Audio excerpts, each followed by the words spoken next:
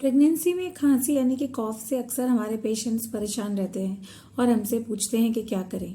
पहले तो ये देख लें कि अगर आपकी खांसी सूखी है या गीली यानी कि कॉफ विद स्पूटम है। दोनों ही तरह की खांसी अगर कुछ समय तक चल रही हैं तो अपने फिजिशियन से ज़रूर मिलें और होम रेमेडीज़ के बजाय फिजिशियन के बताए हुए करेक्ट ट्रीटमेंट से अपने आप को ठीक करें। घर की रेमेडीज़ में आप गर्म पानी यानी कि सलाइन गागल्स कर सकते हैं, लौंग चूस सकते हैं और आपके डॉक्टर के बताए हुए कॉफ सिरप को ले सकते हैं। प्रेगनेंसी में नेबुलाइज भी कर सकते हैं, इसमें कोई हानि नहीं है। और अगर आपके डॉक्टर चेस्ट का एक्सरे कराने को बोलते हैं तो उसे भी जरूर कराएं, क्योंकि अर्ली प्रेगनेंसी फिनिश होने के बाद एक्सरे एक्सपोजर से भी बच्चे को कोई खास नुकसान नहीं होता है।